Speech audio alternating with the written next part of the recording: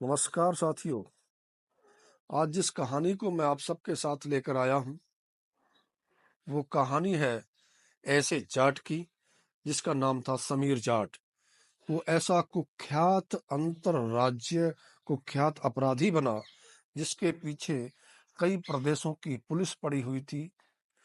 बड़ी मुश्किल से वो पुलिस के हाथ लगा। वो समीर जाट कैसे समीर बना, अरुण से समीर कैसे बना, उसके पीछे क्या कहानी है, पूरी बायोग्राफी जानने के लिए वीडियो के अंत तक जरूर बने रहिए। दोस्तों, मैं हूं राजीव गिल, आपका अपना दोस्त। मैं थोड़ा सा समय के पीछे ले चलता हूं, जब वो एक परिवार होता है। अलीगढ़ जिले के अंदर इगलास थाना है, इगलास तहसील भी है, इगलास पोस्ट ऑफिस भी है। इगलास थाने के अंतर में एक गांव पड़ता है नगरा पतेला। नगरा पतेला का एक चौधरी परिवार रहता था, जिसमें एक भाई नरोत्तम सिंह थे, एक हरबंस सिंह थे, उनके अलावा भी दो भाई थे, और एक थे उनमें से महाराणा प्रताप चौधरी, जो कि उस समीर यानी कि अरुण के पिता थे। बड़ी खुशहाल जिंदगी थी, लेकिन परिवार शुरुआत से ही चौधराहट में था और हैकड़ परिवार था, जिसको गांव की भाषा में बोल देते हैं। सारे भाइयों में दबंगपना था, वो चीज उनके परिवार में चलती आ रही थी। लेकिन अच्छी पढ़ाई लिखाई थी। वहां पर जो महाराणा प्रताप सिंह चौधरी होते हैं, वो उत्तर प्रदेश पुलिस के अंदर उप निरीक्षक के पद पर तैनात हो जाते हैं। उनके दो पुत्र होते हैं, एक तरुण और दूसरा अरुण। दो पुत्रियां, जिसका एक पम्मी थी और दूसरी रेणु। ये परिवार बड़ा खुशहाल जिंदगी जीता था, बड़े आराम से जिंदगी जीते रहे। दो उनके जो घर का मकान था नगरा के अंदर, वो घर के दो मकान थे, वो उसके ताऊ चाचाओं के हिस्से में आ गए। और उन्होंने अपना मकान यानी कि महाराणा प्रताप सिंह चौधरी ने अपना मकान गाजियाबाद के अंदर बना लिया। बच्चों की पढ़ाई लिखाई के लिए अपने सारे परिवार को वो गाजियाबाद ले जाते हैं। गाजियाबाद ले गए। उस समय उस अरुण की उम्र केवल 10 वर्ष थी, जब वो गाजियाबाद अपने पिता के यहाँ परिवार के साथ शिफ्ट हो जाता है। पढ़ने में सारे बच्चे अच्छे थे, अच्छी पढ़ाई लिखाई उन सब लोगों की चलती रही। एक भाई जो अरुण का भाई था, दूसरा तरुण, वो दिल्ली पुलिस में भर्ती हो जाता है, उसमें सब इंस्पेक्टर के पद पर हो जाता है। पिता भी ये सब इंस्पेक्टर थे। और उसकी बहन पम्मी, वो भी उत्तर प्रदेश पुलिस के अंदर उप निरीक्षक के पद पर यानी सब इंस्पेक्टर के पद पर उसकी नियुक्ति हो जाती है।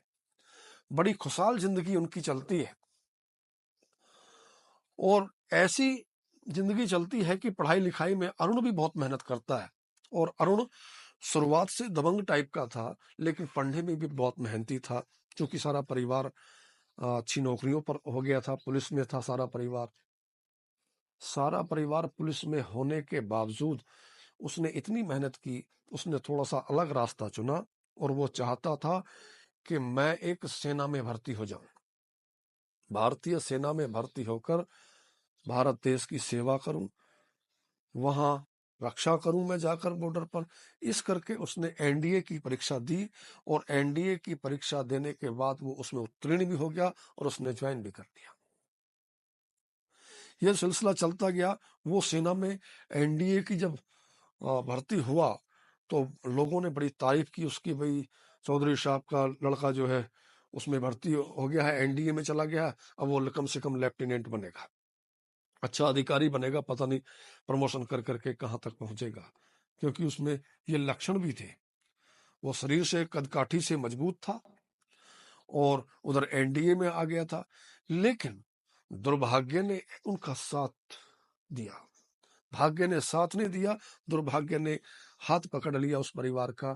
और होता यह है कि उसी दौरान के अंदर जो अरुण है और तरुण, इन दोनों के पिता जो उत्तर प्रदेश पुलिस के अंदर उप निरीक्षक के सब इंस्पेक्टर के पद पर तैनात थे, गाजियाबाद के अंदर उनका झगड़ा हो जाता है। झगड़े के अंदर उसके पिता की मृत्यु हो जाती है, उसके पिता की हत्या कर दी जाती है। जैसे ही ये सनसनी फैली कि उसके पिता की हत्या हो गई, वो इस बात से बौखला गया, वो बहुत क्रोधित हो गया। दूसरा, उसकी बहन पढ़ती थी, उस बहन के पढ़ने के एक साथी था उसका, उसका नाम होता है प्रणव, जो अलीगढ़ कॉलेज के अंदर पढ़ता है। उस प्रणव ने उसकी बहन से अभद्रता की। कई वाक्य उसके साथ में ऐसे हैं, उसके पिता की हत्या कर दी, उसकी बहन के साथ प्रणव ने अभद्रता की, और उसी दौरान के अंदर चूंकि परिवार सारा दबंग था, उसके ताऊ नरोत्तम सिंह जी और चाचा हरवंश सिंह की भी गांव में रंजिश के तहत हत्या हो गई थी। इन सारे विपदाओं को वो झेल नहीं पा रहा था, गुस्से से तमतमा रहा था। उसने उस वक्त ऐसा कदम अपनाया जो उसको अपनाना नहीं चाहिए था। उसने गलत रास्ता पकड़ा और वो अपराध के रास्ते पर आ गया। उसने सन 2004 के अंदर जिस प्रणव ने उसकी बहन के साथ अभद्रता की थी, उसका कत्ल उसने 2004 के अंदर अंदर कर दिया। उसका कत्ल करके वो जो अरुण एक सेना का अफसर बनना चाहता था, वो अपराध की दुनिया में कूद जाता है, वो अपराधी बन जाता है। पुलिस उसका पीछा करना शुरू कर देती है, लेकिन समय था, वो जब पुलिस से दुबकता था तो दुबकने के लिए उसको रास्ता, उसको पैसा भी चाहिए था, उसको सोसाइटी भी चाहिए थी, क्योंकि जो जिस संगत में रहता उसको वैसे ही लोग मिलते हैं। उन सारी चीजों, पुलिस से बचने के लिए, लोगों को धमकाने के लिए, अपने पिता का बदला लेने के लिए उसने ये रास्ता अख्तियार किया, और वो रास्ता अख्तियार ऐसा किया कि फिर उसने कभी पीछे मुड़कर नहीं देखा। वो इतना दबंग बन गया कि आए दिन उसने अपराध करने शुरू कर दिए। उसने ऐसे अपराध किए कि फिर वो कभी वापस नहीं आया। उसने एक दतिया के एक व्यापारी नरेश शर्मा के बेटे का अपहरण भी किया, और अपहरण करके उससे 1 करोड़ की फिरौती वसूली। वो उसने काम किया। अलीगढ़ के एक वकील के पुत्र की हत्या करके उसकी कार भी लूट ली। और 2006 के अंदर एक पुरानी छावनी में एक भगवान दास कमरिया और था, जो वो उसको समझता था कि ये शायद मेरा प्रतिद्वंदी हो सकता है, ये मेरा दुश्मन बन सकता है, क्योंकि भगवान दास कमरिया भी गैंगस्टर के रूप में जाना जाता था, दबंग था। उसने उसके घर के सामने, उस समीर ने उसकी हत्या कर दी, जो घर के सामने बैठा था।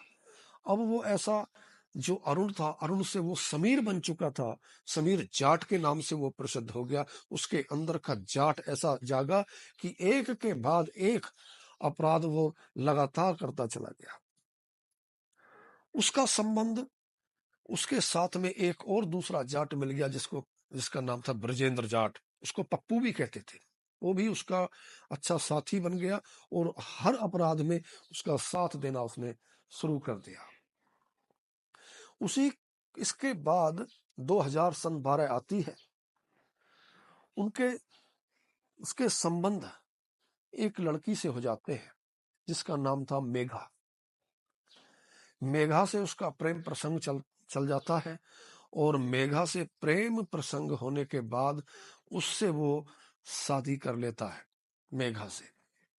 लेकिन शादी के 2 महीने बाद ही, यानी कि 25 अगस्त को उत्तर प्रदेश की या मध्य प्रदेश की जो टीमें थी, आगरा की और ग्वालियर की साइड के ज्वाइंट ऑपरेशन के तहत 25 अगस्त को ब्रजेंद्र जाट और समीर जाट दोनों को पुलिस गिरफ्तार कर लेती है। वो एक स्कॉर्पियो गाड़ी से आ रहे थे जिस पर पुलिस लिखा हुआ था।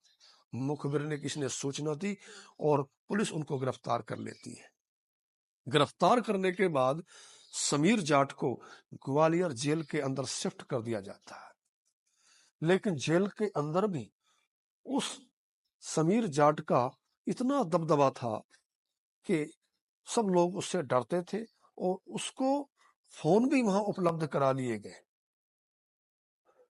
जेल के अंदर एक बार चेकिंग हुई तो चेकिंग के अंदर उसके पास 2 फोन पाए गए और 2 फोनों के अंदर जब उसकी कॉल डिटेल निकाली गई तो जिसमें 600 कॉल उसके अंदर गई हुई थी, 600 कॉल के अंदर 188 कॉल उसकी गर्लफ्रेंड को की हुई थी।